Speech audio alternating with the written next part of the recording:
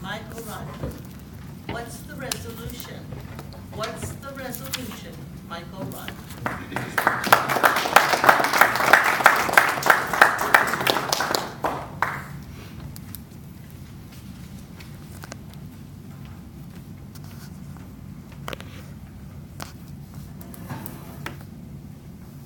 My heart was pounding in my chest.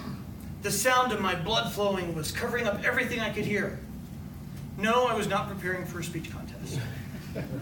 I was standing just inside a Crust grocery store, and in front of me stood a 6.5-foot tall, 400-pound gargantuan of a man. He was yelling and gesturing with his hand. He was mad. Madam Toastmaster, fellow Toastmasters, Ben and Annika, we've all had some conflict in our lives, and how we deal with that conflict is incredibly important. My Crust experience will illustrate 3 key techniques to dealing with conflict. The first is to breathe.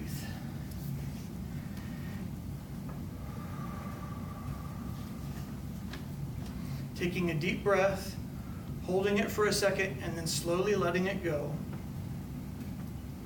helps to provide your muscles with oxygen if you need it. Maybe you need to fight or run from a situation. But more importantly, it provides your brain with oxygen. If your brain has proper oxygen, then that will help prevent you from reacting to a situation with fear or anxiety instead of rationally. Go ahead. Everybody take a deep breath, hold it for a second, and let it go. That intentional breathing allows you to refocus yourself. And, as I said, get the oxygen that you need to prepare to handle the situation. The second technique to dealing with conflict is understanding what the other person actually wants in that situation.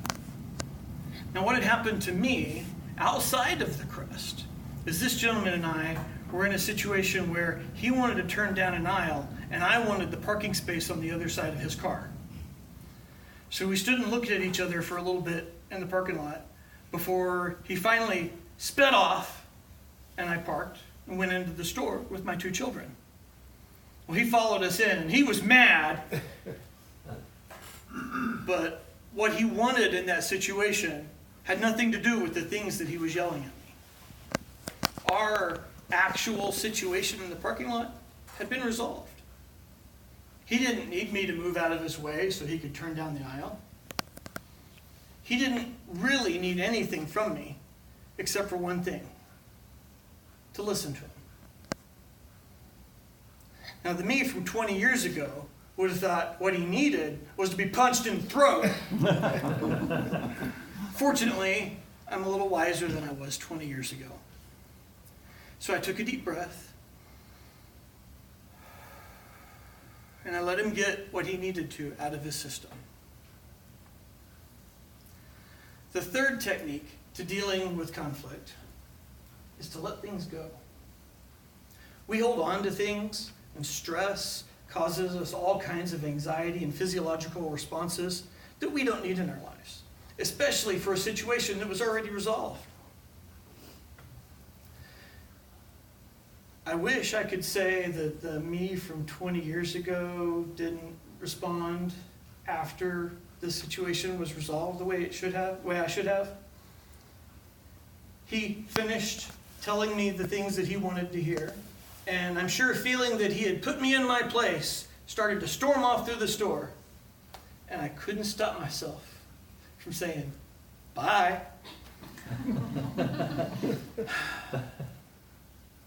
Fortunately, I think his blood was still flowing in his ears and he couldn't hear me. Or maybe he's just better at letting things go than I was this day.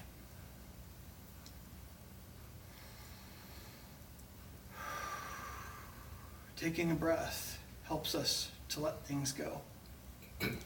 But as I continued through the store with my children, my chest felt tight. I felt like I had a brick doing the tango in my stomach. The hairs on the back of my neck stood on edge. And I was anxious the entire time we were in that store. I was worked up. I was angry. But I needed to just let it go. It's not always easy.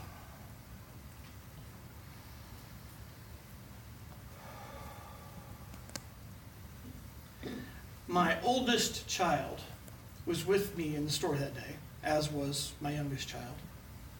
And she told me after he walked off that if he had swung at me, she was going to jump in. She hasn't yet mastered this Zen approach to conflict resolution. But take a deep breath. Realize what that other person needs in that situation. And then when it's over, let it go. Hopefully, if you're ever in a grocery store with a giant yelling and screaming at you, you can put those into practice. Or wherever else you happen to run into conflict. Madam Toastmaster.